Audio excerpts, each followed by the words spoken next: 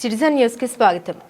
వృద్ధురాలు కమలమ్మ భూమి ఎవరికి సంబంధం లేకుండా రిజిస్ట్రేషన్ చేయడం చట్టపరమైన నేరమని, అట్టి భూమిని ప్రభుత్వం వెంబడే స్వాధీనం చేసుకుని గ్రామానికి చెందిన ప్రజలకు ఉపయోగపడే విధంగా ఆ భూమిని కేటాయించాలని గ్రామ యువ నాయకుడు వేణు పట్వారి అన్నారు. వికారాబాద్ జిల్లా బషీరాబాద్ మండలంలోని నావంద్కి గ్రామానికి చెందిన అనాథ వృద్ధురాలి కమలమ్మకు చెందిన అసైన్ భూమిపై కన్ను వేసి అక్రమ రిజిస్ట్రేషన్ పై చేయించిన విషయం తెలిసిందే.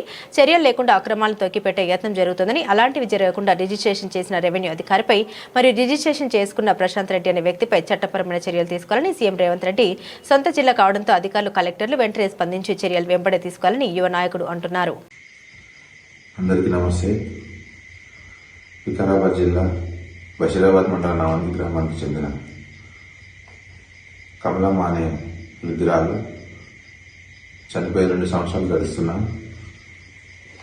అప్పుడున్న ఎంఆర్ఓ గారు ఎలాంటి సమాచారం లేకుండా ఆమె చనిపోయి 2 సంవత్సరాలు అవుతున్నా డెత్ సర్టిఫికేట్ 2014లో చనిపోయినట్టు నిర్ధారించి అగ్రవర్ణ రెడ్డి కులానికి చెందిన ప్రశాంత్ రెడ్డి అనే నావంగి గ్రామానికి చెందిన వ్యక్తి ఎలాంటి సంబంధం లేకుండా, ఎలాంటి సంతానం లేకుండా ఆమెకు రిజిస్ట్రేషన్ చేసుకోవడం జరిగింది.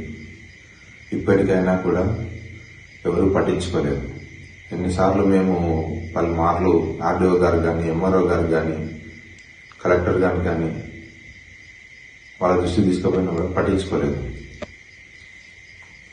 ప్రశ్నిస్తే దాడులు. ఇవన్నీ కారణం కాంగ్రెస్ పార్టీకి చెందిన పెద్ద బడా నేతల ద్వారా.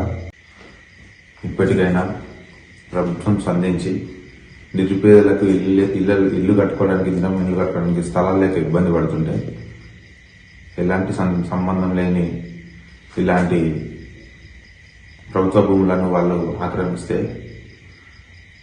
స్పందించి ప్రభుత్వం వారికి న్యాయం జరగాలని, లేనిచో ఊర్లో దేవాలయాలు ఉన్నాయి, వారి ఆ దేవాలయాలను రిజిస్ట్రేషన్ చేయించి ఊరి అభివృద్ధి కోసం తోడ్పడతారని మనవి. మీ వేణు పట్వారి, నావంగి.